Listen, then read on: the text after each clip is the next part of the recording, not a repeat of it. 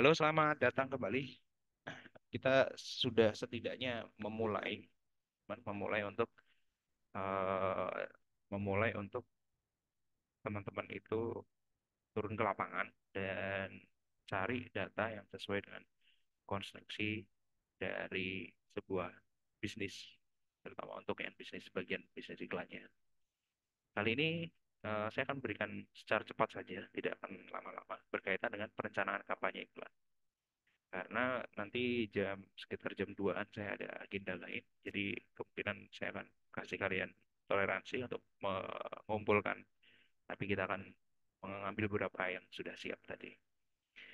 Baik, berkait dengan perencanaan iklan, sebenarnya langkah-langkah yang perlu untuk dilakukan bagi teman-teman, terutama bagi teman-teman yang desain komunikasi visual dan teman-teman sudah semester 7, gitu. Jadi sebaiknya teman-teman menempa diri teman-teman untuk bisa lebih aktif. Jadi misalkan tadi ada apa namanya? Ada tawaran untuk presentasi dahulu. Ya sudah presentasi aja gitu. Karena di semester 7 itu sudah di penghujung. Semester depan kalian udah TA, gitu tugas akhir. Kalau kalian tidak segera mengambil kesempatan itu, mau kapan lagi? Karena setelah tahun depan itu sudah di bulan sekarang, di bulan September itu teman-teman kalau bagi yang sudah lulus itu sudah tidak mahasiswa lagi. Dan itu kurang dari 12 bulan dari sekarang. Jadi keaktifan teman-teman itu sebaiknya dilatih. Baik, keluar dari itu sebenarnya dalam perencanaan kampanye iklan itu ada 4 tahapan. Yang pertama adalah penetapan tujuan, kemudian identifikasi pasar, analisis pesaing, dan anggaran. Ini hal yang menjadi penting untuk perencanaan sebuah iklan kampanye gitu.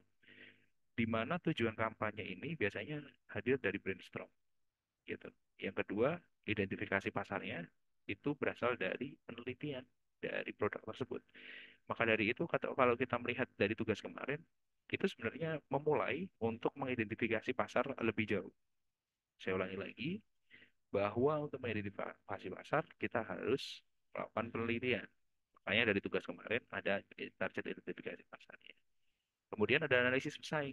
Dari tugas kemarin juga teman-teman juga sudah menganalisis siapa pesaingnya, dan yang belum nanti penetapan anggaran. Anggaran ini nanti kita akan diskusikan setelah UTS, tapi pada sampai UTS ini kita akan berfokus untuk menganalisis dulu sampai pada titik kira-kira bagaimana bentuk analisis pesaingnya. Nah, kemudian pemilihan media, kemudian jadwal iklan, materi kreatif, pengujian, launching, pelaksanaan, analisis evaluasi, dan terakhir adalah optimalisasi, merupakan tahapan-tahapan yang memang harus dilakukan oleh seorang pemikir dari periklanan atau bisnis iklan itu sendiri. Ini contoh berkaitan dengan konsep dari bisnis iklan. Dengan tema yang sama, gitu kan. Ini menggambarkan tentang strata sebenarnya, dari ide strata. Strata dari apa? Dari perbudakan, dari perburuan hewan. Maka dari yang paling bawah pencarinya, manajernya, pemasak, sampai orang yang menikmati. Kalau yang gambar kedua itu berkaitan dengan hewan-hewan yang biasanya dilindungi, gitu. Kayak badak, gitu. Yang bagian bawah pemburunya, bagian atas saintisnya, atau bagian orang-orang yang sejarawannya, bagian atas lagi profesional, yang paling atas adalah penguasanya. Kemudian ada yang hewan yang dilindungi juga. Nah, ini adalah bentuk kampanye WWF. Gitu. Kampanye WWF berkaitan dengan WWF, berkaitan dengan bagaimana melindungi hewan. Nah, siapa yang merancang kampanye? Pengiklan atau desainer? Gitu. Kampanye pada dasarnya itu memiliki 3 hal. Yang pertama adalah perencanaan, yang kedua adalah pengembangan, yang terakhir adalah evaluasi. Sedangkan humas merupakan orang yang melakukan tugas perencanaan kampanye periklanan, menentukan tujuan dan strategi, pilih cara promosi, menentukan pesan bahasa kampanye periklanan, bla bla segala macam. Sampai bagaimana mengetahui kinerja dari sebuah kampanye. Karena basicnya adalah bisnis, seperti yang sudah saya katakan pada pertemuan kemarin, ada KPI atau Key Performance Index atau indikator yang dapat terukur seberapa berdampaknya kampanye itu kan gitu. Secara singkat, pengiklan itu mendefinisikan pesan gitu. Melalui bahasa visual memanfaatkan berbagai teori desain, tanda visual, psikologi warna, studi tren, foto, dan lain sebagainya. Jadi pengiklan itu biasanya orang-orang komunikasi, sedangkan desainer orang-orang di kafe biasanya. Tapi tidak menutup kemungkinan orang yang bisa desain sekalipun itu pengiklan juga sebagai pengiklan gitu. Dia tahu bagaimana strateginya, dia tahu bagaimana cara konstruksi berpikir dari sebuah iklan dan lain sebagainya. Nah, elemen yang perlu dipertimbangkan itu adalah tujuan. Jadi teman-teman sudah belajar banyak pada pertemuan-pertemuan di DKV 1, 2, 3, gitu. Platform, media belajar, komunikasi bahasa dan merek, gitu, dan lain sebagainya. Sampai pada titik di mana konstruksi kampanye, ini sama tadi, sampai pada titik di mana kita terus diharuskan untuk berinovasi dan menjadi orisinal. Inovasi dan menjadi orisinalnya adalah satu langkah seorang desainer untuk bisa menjawab tantangan zaman, gitu. Selain itu juga pelajari pesaing, pelajari tren dunia saat ini. Hari ini kita akan coba untuk melihat beberapa presentasi yang siap untuk bisa presentasi.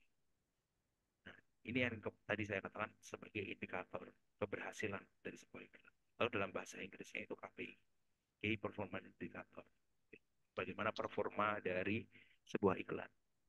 Ada kenaikan penjualan, tingkat kesadaran, lalu lintas website atau berapa klik gitu, konversi online, tingkat keterlibatan sosial, tingkat pembukaan email atau orang yang buka email melalui subscribe gitu, siklus penjualan dan pada materinya Bu Maria ada berapa kali klik dan lain sebagainya. Itu sebagai indikator. Makanya kalau kalian melihat di Instagram bisnis itu bisa dilihat gitu, insight-nya berapa. Atau di YouTube Studio itu ada data itu. Maka dari itu, kita perlu untuk bisa mengakses halaman admin. Baik, sampai di sini. Ada yang mau ditanyakan dahulu sebelum kita masuk ke dalam presentasi? Berkaitan dengan bagaimana sih sebenarnya bentuk iklan, kemudian proses periklanan, dan lain sebagainya. Ada yang mau bertanya dahulu? Silakan. Izin bertanya Pak, Silakan, Deo. eh saya pengen nanya kayak nanti itu di matkul ini tuh kita bakal memperdalam kayak Google Ads atau Meta Ads gitu nggak sih Pak? Akan memperdalam Google Ads atau Meta Ads. Meta Ads dan Iya Google atau Ads. apa? Kayak nyinggung sedikit gitu. Meta Ads dan Google Ads itu sebenarnya adalah alat gitu. Jadi basic dari mata kuliah ini itu adalah pelajari pola bagaimana proses dalam penyebaran iklan. Jadi saya katakan yang disebut sebagai Meta Ads ataupun Google Ads itu hanya alat di mana nantinya bisa kalian gunakan gitu sebagai praktek dari bisnis iklan. Sehingga bisa dilihat ketika menggunakan misalkan Instagram Ads misalkan. Kalau mau berfokus ke Instagram, maka bisa dilihat sebelum di iklan dia indikatornya berapa, setelah dikasih iklan aksi itu akan naik nggak? Kalau naik itu akan jadikan laporan. Kira-kira begitu deh. Jadi kalau mau disinggung bahasanya ya disinggung kalau alatnya ke situ gitu. Kalau mau pakai Facebook ya Facebook karena tidak semua iklan itu harus ini ya, harus ada langsung Google Ads, Instagram Ads itu kan satu komunafikan gitu karena setiap produk itu punya segmentasinya sendiri-sendiri. Jadi ada nanti strateginya word of mouth itu. Apa sih yang pengen yang ingin ditularkan kepada orang lain atau ingin dijual kepada orang lain melalui mulut ke mulut. Contoh, ini agak agak jorok ya, Maerot gitu.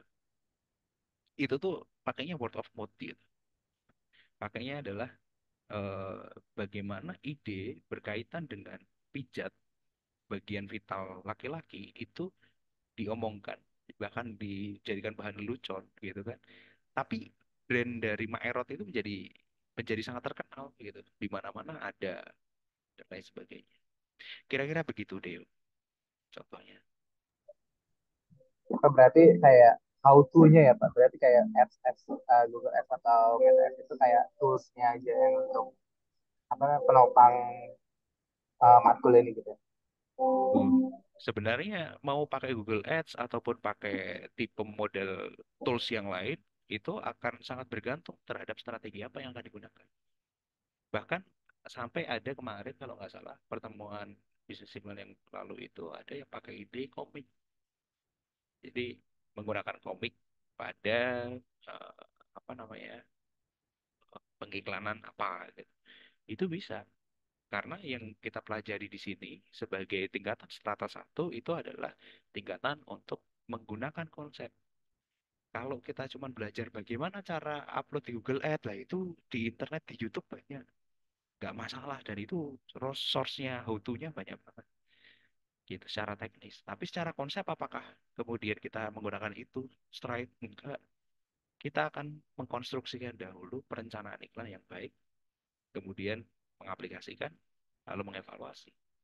Gitu, Deo. Kebayang ya maksudnya? Ya, kebayang Pak. Terima kasih Ya. Pak.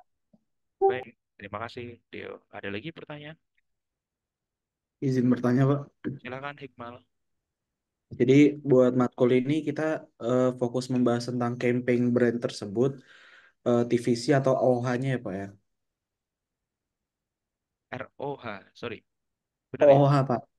Out of home advertising. Oh, bisa dikatakan seperti itu. Gitu. Karena kalau kita lihat sebenarnya yang terpenting dari iklan itu kan adalah tujuannya mau apa dulu. Nah, kadang kalau kita ngobrolin tentang tujuan itu tapi tidak terencana, jadinya asal-asalan. Ya sudah bikin brandnya aja kan gitu kan. Ya sudah bikin bikin apa namanya template-nya kayak gini kan gitu. Bukan ke situ saja. Memang itu akan tetap digunakan, tapi bukan ke situ saja. Akan lebih jauh daripada itu. Artinya, kita mengukur dari lapangan, gitu. Kita akan menggunakan studi kasus lapangan yang nantinya akan dikonstruksikan gitu, untuk dijadikan studi kasus dan pengembangan terhadap pengetahuan di bisnis ini nanti. Begitu kira-kira. Berarti kayak pembuatan campaign gitu ya, Pak ya? Perencanaan campaign sebenarnya. Oh, Tapi nanti kan perencanaan kan di aksi kan. Kemarin kan di pertemuan kemarin saya memberikan gambaran sebenarnya perencanaan itu tidak hanya perencanaan tapi juga ada aksinya, ada post test, ada pre-testnya. Karena itu yang penting untuk bisa mengukur secara key performance index. Gitu. baik, Pak. Terima kasih. Oke, terima kasih. Mal. Ada lagi pertanyaan?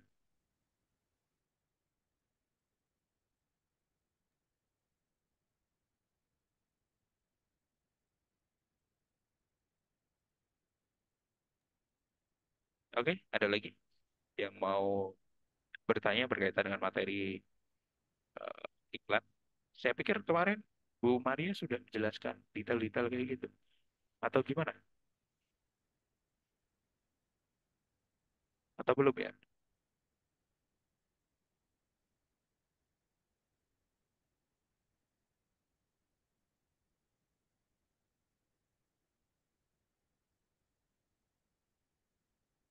Oke, ada lagi yang mau bertanya sekali lagi?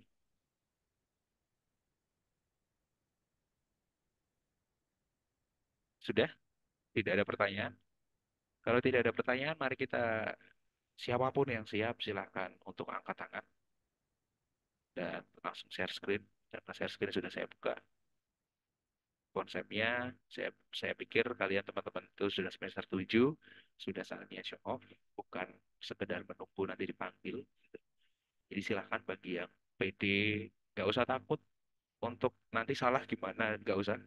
Jadi langsung ajar aja. Oke, saya akan menunggu siapapun yang mau share screen. Tidak perlu saling tunjuk. Kalau kalian yakin dengan diri kalian, maka share screenlah sekarang dan sampaikan tugas yang kemarin. Silakan.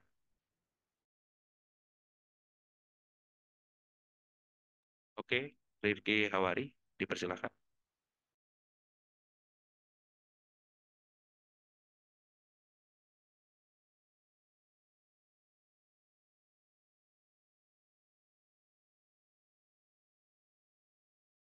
Oke.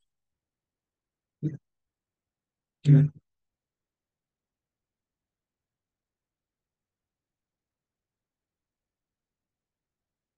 Sudah terdapat. Terus, hmm,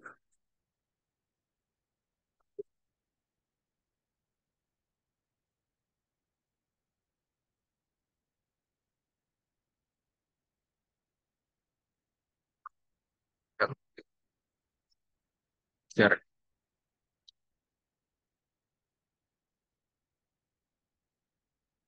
kecil.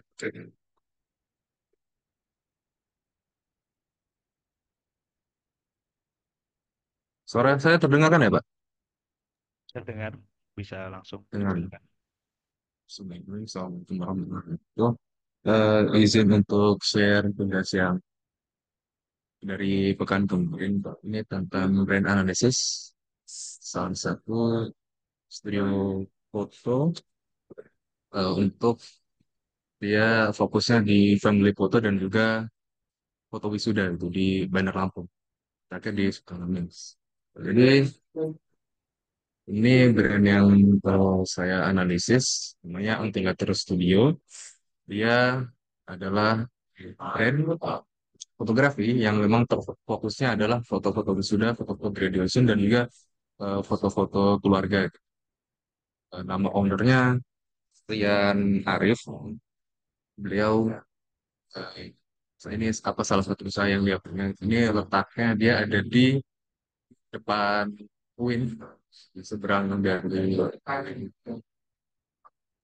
jalan apa itu? Di seberang UIN. Nah, saya analisis tentang apa yang membuat saya memilih salah satu yang membuat saya memilih brand ini untuk saya analis karena ada tiga hal yang ya bisa di breakdown dari brand ini. Yang pertama konsumen, komputer, dan juga brand itu sendiri yang menciptakan satu unique selling point tersendiri bagi brand ini yang menjadi eh, dasar bagaimana strategi mereka mengiklankan dan juga mempromosikan brand ini sosial media. Yang pertama analisis audiensnya. Sini ada beberapa sumber yang saya ambil. Yang pertama dari Indonesia Data dan juga riset dari platform sosial media. Ada dua audiens dari calon konsumen brand Studio Box. Profil demografisnya dia paling baik itu wanita umur 18 sampai 25 dan juga wisudawan. Profil fotografi dia punya gaya hidup yang aktif sosial media, terus punya ketertarikan di bagian entertainment dan juga influencer atau KOF ini leader di sosial media.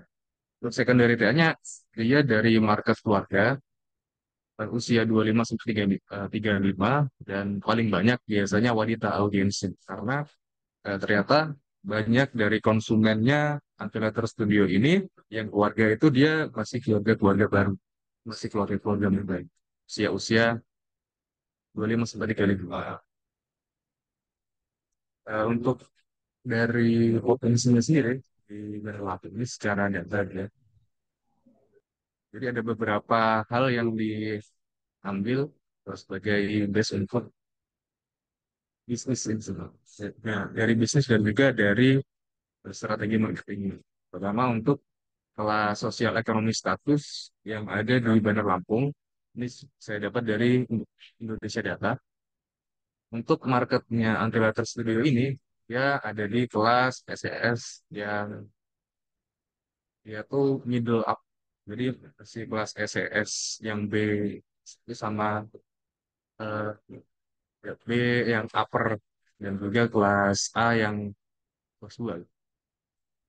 Nah, untuk analisis komputernya, jadi Antilater Studio itu dia punya beberapa kompetitor yang yang sama-sama ada di segmennya Antilater. Ya, ada tiga. Yang pertama Mutu, Project, dan juga Brave Story. Untuk breakdownnya itu dia beberapa itu dia yang lebih membedakan itu antara properti dan juga bisnisnya itu sudah berjalan berapa lama nih. Karena Antilater ini dia tergolong baru satu satu jalan 2 tahun lah, jalan 1 tahun lebih. Ini yang membuat ketidakuntungan di brand anti letter.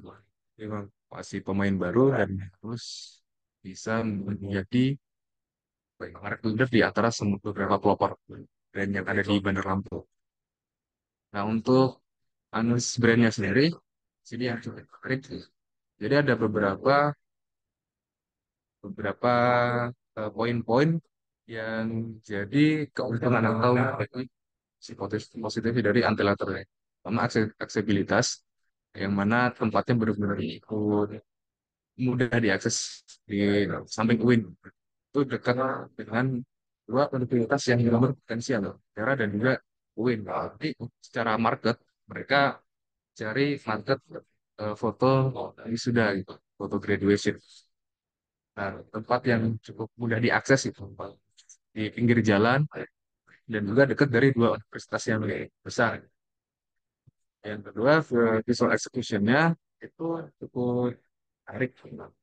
Jadi mereka beberapa fotonya itu eksekusinya mereka udah punya key visual sendiri.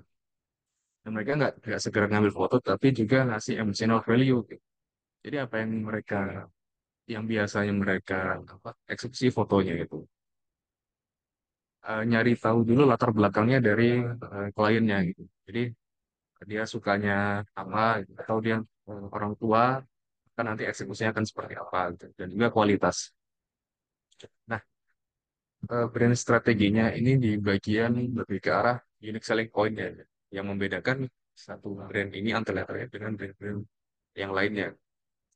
Yang ini diambil dari psikografi target audiensnya. Jadi kalau orang zaman dulu, kalau orang dulu itu ngambil foto wisuda itu hanya sebagai untuk mendokumentasikan sesuatu atau foto keluarga hanya untuk mendokumentasikan momen-momen tertentu.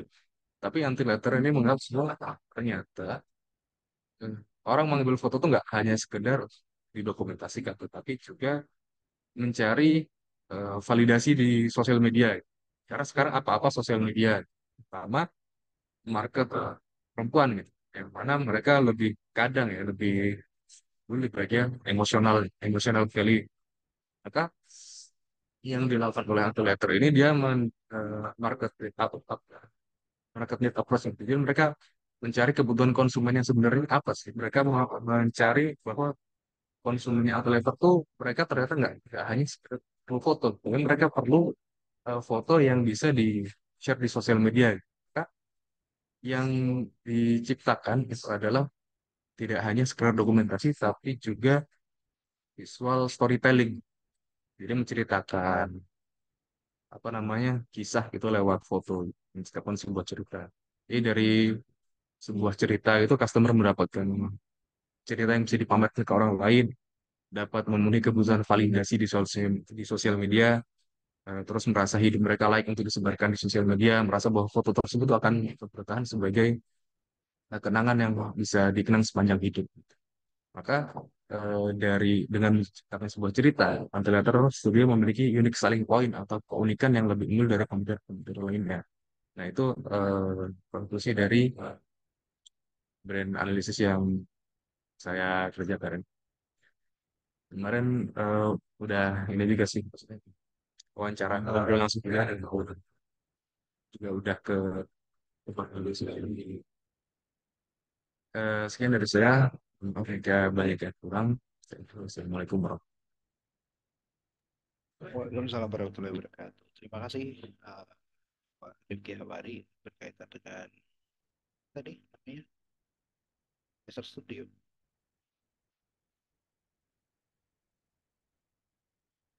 berkaitan dengan satu usaha fotografi yang ber apa ya, bahasanya lah menjelma menjadi foto story, jadi storyteller kan dia konsep konsep utamanya kan berarti itu. Salah satu analisis yang menarik dari situ kita bisa lihat bagaimana pola bisnis iklan dari foto itu berubah. Penentuan terhadap analisis eh, target market dan target audience itu cukup menarik bagi saya.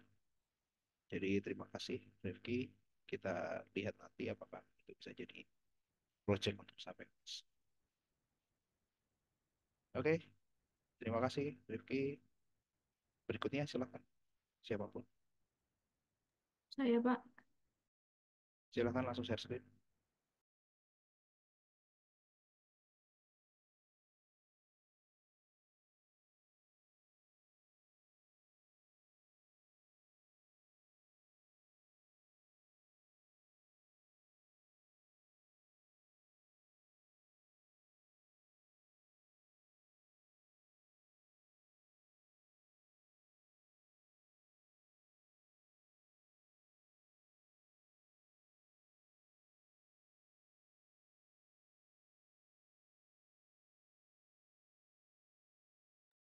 Baik, Pak. Apa sudah terlihat?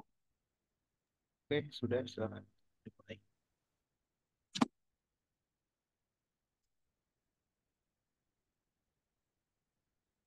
Baik, Assalamualaikum warahmatullahi wabarakatuh. Perkenalkan, nama saya Risma Winnie Putri Anggraini dengan NIM 121380128.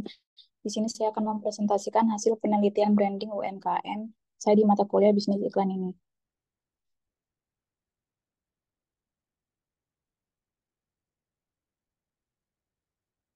Untuk UMKM yang saya ambil itu ada Humble Donuts. Nah, Humble Donuts ini merupakan salah satu UMKM makanan yang bergerak di bidang makanan, maksudnya memiliki produk donuts yang didirikan oleh Kak Nina, seorang lulusan S1 Teknologi Pangan dari ITERA. Nah, Humble Donuts ini sudah berdiri sejak tahun 2020 dan baru ada outletnya di tahun 2023 sampai sekarang. Karena awalnya tidak terlalu fokus pada usaha ini, namun karena melihat potensi yang uh, baik pada produk ini, maka Humble Donuts ini mulai di-branding secara profesional oleh owner. Nah, untuk analisis elemen visual brandingnya sendiri, yang pertama ada logo. Nah, untuk konsepnya sendiri, Humble Donuts ini menggunakan huruf U, yang mana uh, berasal dari sebuah donat yang sudah digigit sebagai pengganti huruf O, yang mana huruf O sendiri sudah banyak sekali digunakan oleh brand donat lain.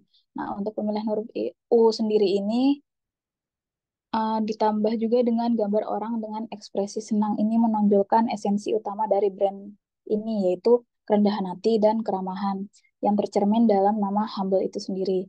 Untuk pendekatan kreatif ini juga membantu meningkatkan daya ingat visual brand bagi um, audiens.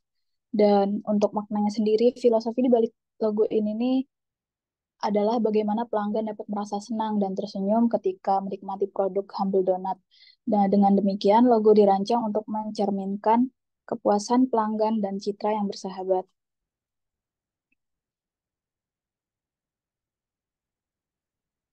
Selanjutnya itu ada analisis elemen visual di pesan. Untuk pesan utama yang ingin disampaikan dari Humble Donut ini ialah tagline dari Donat Kampung Berkelas. Maksud dari arti tagline ini yaitu uh, Humble Donut menghadirkan donat yang rasa dan variannya itu terinspirasi dari kue tradisional dan modern. Nah, agar orang-orang tuh bisa merasakan semua rasa dari kue tradisional dan modern ini dalam bentuk donat dan dengan kualitas premium dengan harga yang terjangkau. Karena target marketnya sendiri ini ialah untuk semua kalangan. Selanjutnya ada warna. Pemilihan warna yang dipakai adalah yang pertama adalah hijau. Untuk warna hijau sendiri dipilih karena memiliki karakteristik lembut, cerah, dan adem yang bertujuan untuk menciptakan suasana homey dan menenangkan saat pelanggan mengunjungi toko. Uh, Brand ini juga ingin menghadirkan pengalaman yang ramah dan menyenangkan. Warna hijau dipilih juga agar agar nama Humble itu sendiri bisa lebih menonjol di pasaran karena menggunakan warna yang berbeda dari brand donat pada umumnya.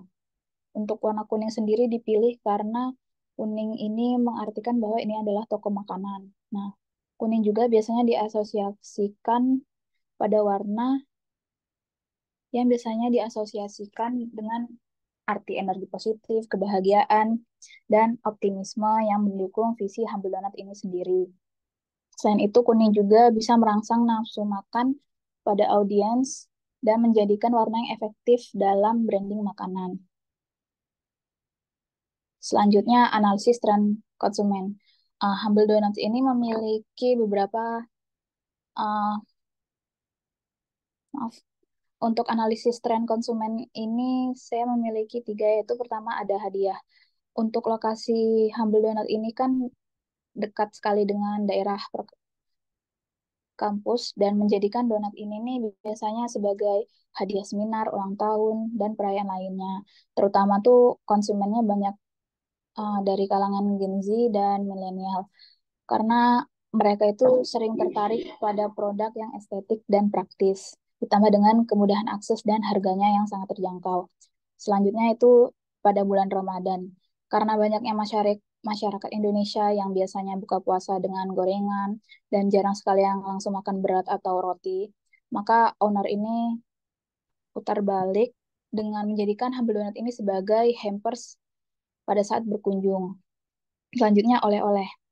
Nah, karena wilayah toko ini juga strategis di daerah jalur Kopri, tempat keluar masuk uh, para pelancong dari luar Lampung dan Sumatera. Nah, owner ini juga pengen menjadikan produk donat ini sebagai oleh-oleh buah tangan dengan memperhatikan daya ketahanan donat ini agar bisa lebih tahan lama dan diuji lebih dahulu agar bisa dibawa keluar kota.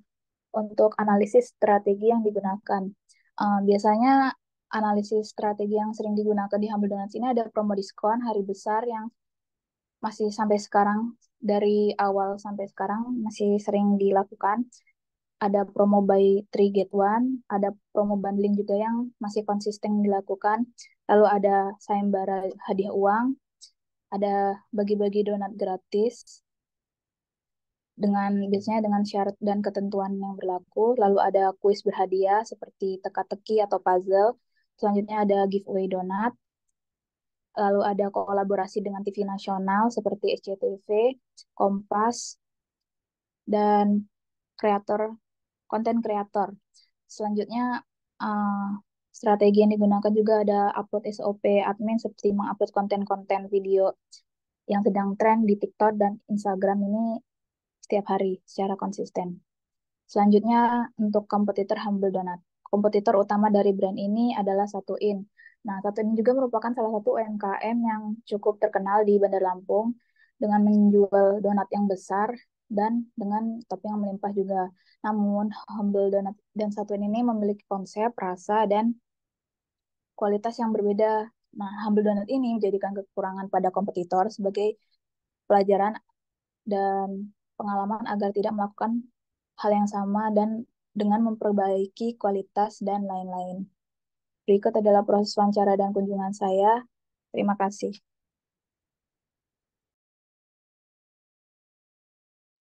Baik, terima kasih Risma atas presentasinya. Hmm, sebenarnya hampir sama dengan Hawari tadi. Rifki ya, Rifki Hawari ya. Ada kekurangan dari kalian berdua itu adalah tidak menunjukkan pola yang terjadi. Boleh diulang di bagian yang 2 slide sebelum ini, tolong. Lagi, satu lagi. Berarti. Nah, ini. Analisis strategi yang digunakan. Silakan untuk menambahkan bentuk visual strateginya itu seperti apa gitu. Promo diskon hari besar nasional. Kenapa bisa disebut sebagai konsisten? Nah, itu diurutkan. Bisa berbentuk tabel. Misalkan eh, mana ya? Kenapa sih kok nggak ada ya di sini?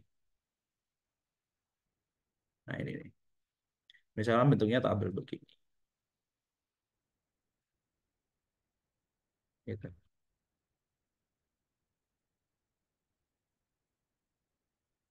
Nah, di bagian promo, ini kan ada promo nih. Ini promo. Berarti jenisnya bisa ditangka. Ini nomor, ini jenis di bagian ini. Jenisnya, misalkan ini promo. Gitu kan?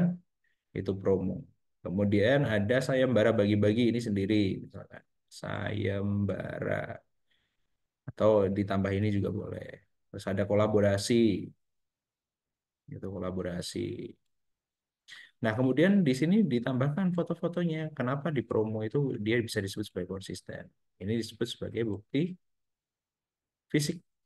Bukti fisiknya apa? Ini juga sama.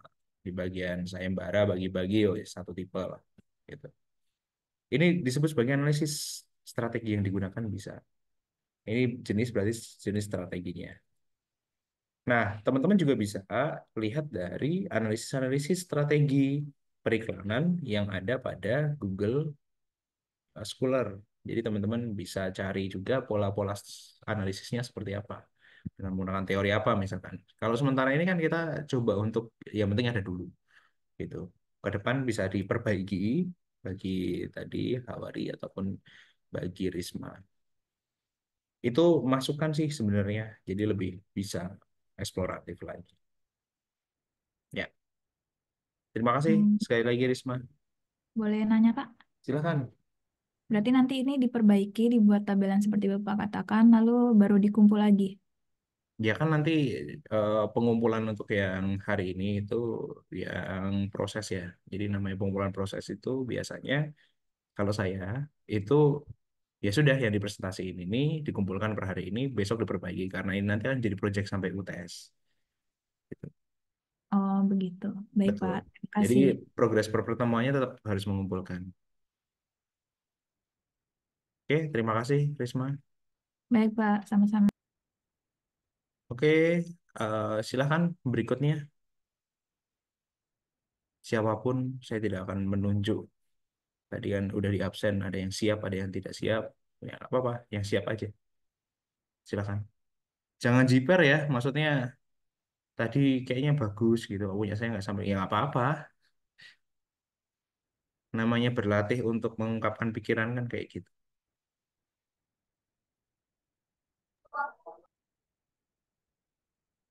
Ayo, siapapun, silakan. Langsung share screen saja.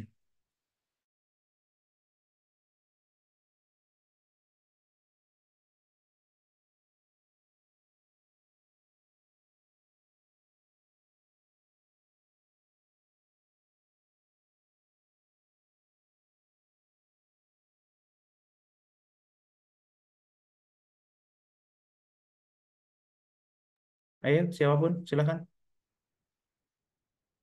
Sudah, cuma dua itu aja yang berani.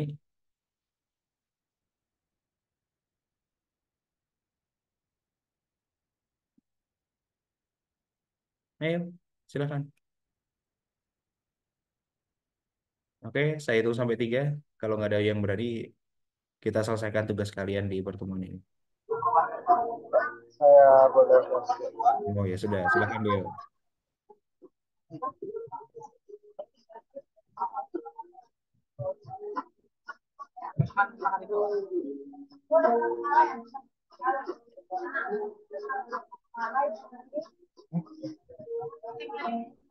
Kalkulatornya, Pak. Oke, terlihat. Silakan. Oke. Selamat siang semuanya. Di sini saya bakal presentasikan tugas kedua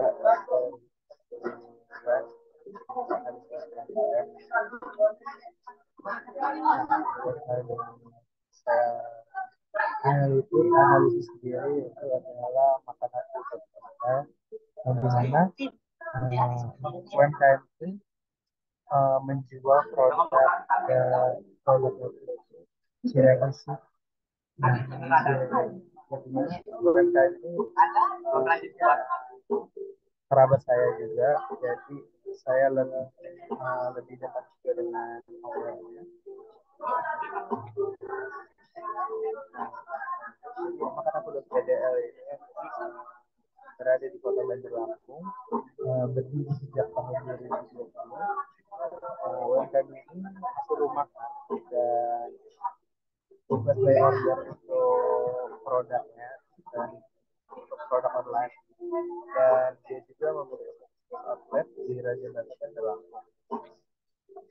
Nah, tentunya dia memiliki 3.500 followers Instagram. Masuk ke analisis logo. Nah, analisis logonya sendiri ini logo ini logo dari UMKM ini belum sesuai dengan apa yang mereka jual. Terlihat dari logo. sebenarnya sih saya waktu itu sempat pernah branding logonya konten, tapi sama ownernya belum diimplementasikan langsung dalam bidang itu karena mungkin karena perbatasan orderan, kayak orderannya sedikit atau kayak gimana, jadi mereka masih stay dengan logo yang awal. Lanjut ke analisis kompetitor. Nah, analisis kompetitor ini saya mengambil Sireng Juara. Nah, Sireng Juara ini salah satu kompetitor Sireng isi di Magelang juga yang cukup terkenal. Dia berdiri sejak tahun 2020. Eh, Penjualannya sudah ada di Depok, Toko itu, terus memiliki jumlah pengikut ya banyak dari 300-an Instagram dengan konten Instagram yang beragam. Dan dia kelebihannya sih lebih memiliki logo yang sesuai dengan apa yang mereka jual dibandingkan dengan produk UMKM sebelumnya. Terus strategi pasar.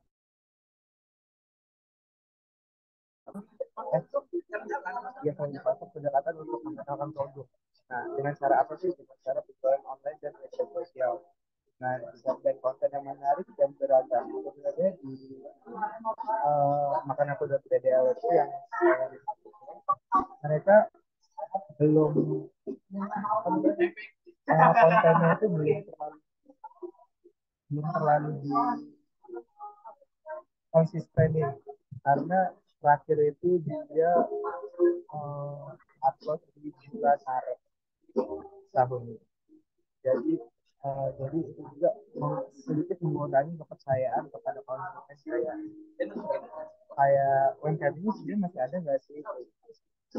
Selanjutnya strategi pasar yang menurut saya perlu untuk digunakan dalam UMKM yaitu belajar UMKM selain online pendekatan dengan peserta belajar UMKM sangat berpengaruh untuk menyampaikan kepada konsumen secara langsung karena kalau dilihat dari Instagram yang mereka konten terakhir posting itu di awal tahun, jadi itu membuat uh, konsumen itu agak ragu ini sebenarnya masih ada nggak ya kayak gitu.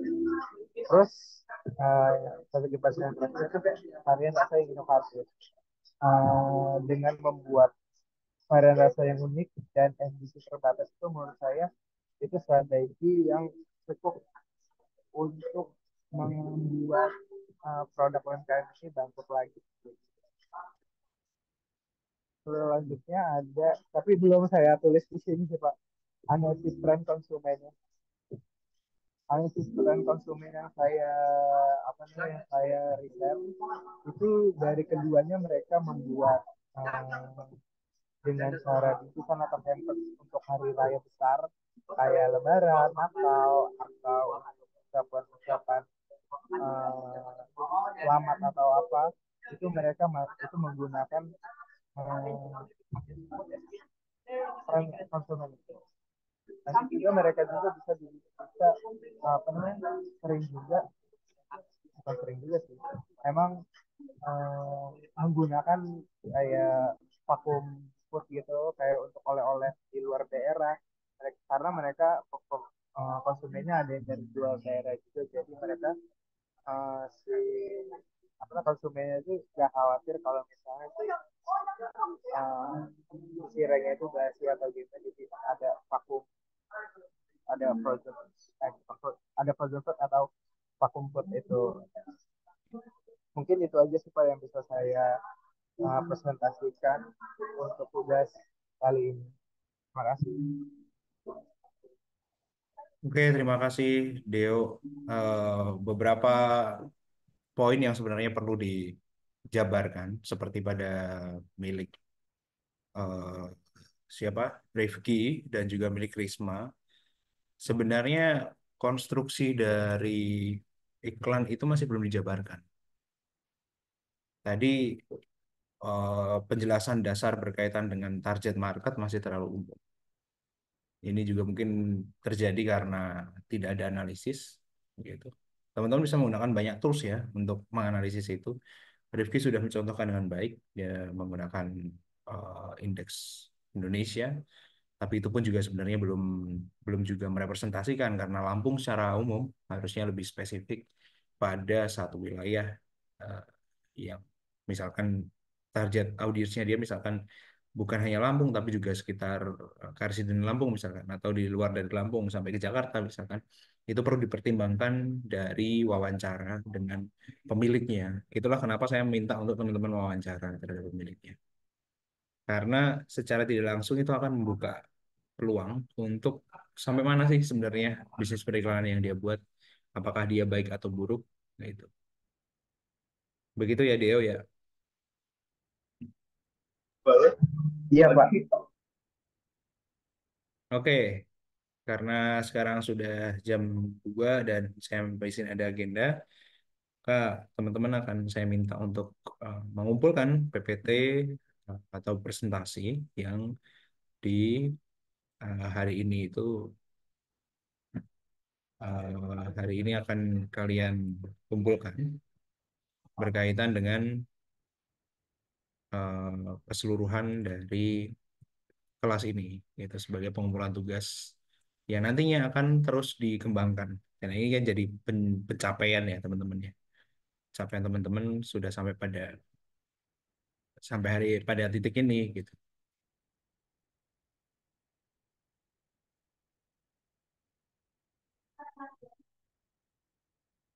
Gitu. Ada pertanyaan dulu sebelum sebelum saya kirim link pengumpulannya karena link pengumpulan akan saya tutup sesuai dengan jam pembelajaran sampai jam 4. Jadi 2 jam dari sekarang teman-teman bisa bisa apa namanya? Ini bisa mengkonstruksikan atau melengkapi dengan cara yang lebih baik lagi mempresentasikan ke saya.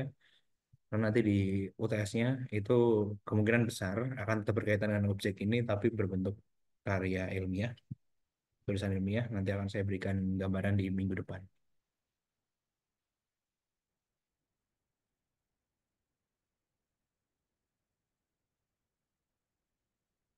Ada pertanyaan, teman-teman?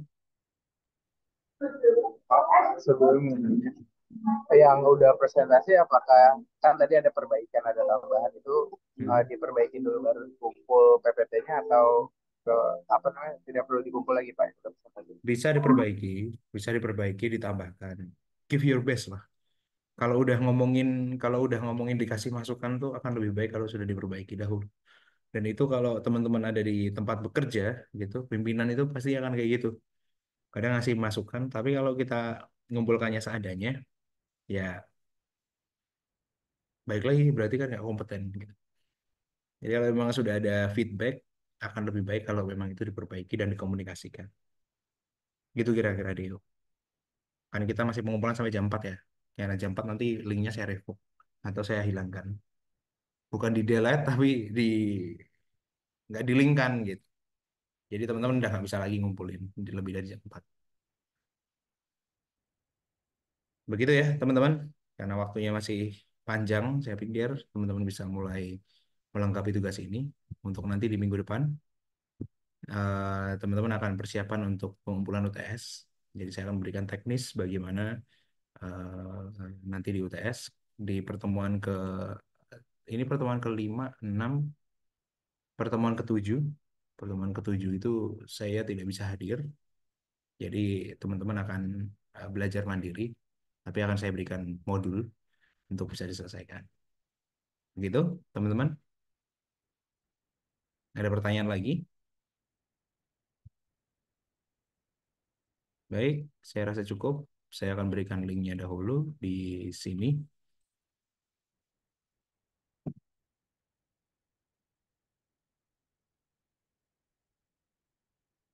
Apakah sudah terlihat linknya di chat? Chat, chat, chat. Belum, Pak. Oh, masih belum ya. Bentar. Nah, ini dia.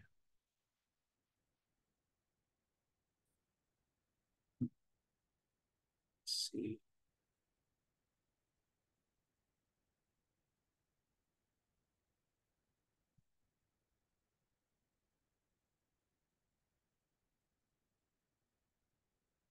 Saya perlu refresh dulu. Kemudian di sini.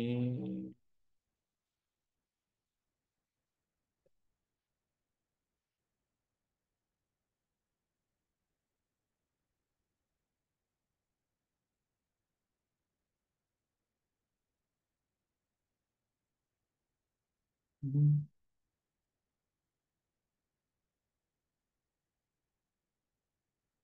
Hmm.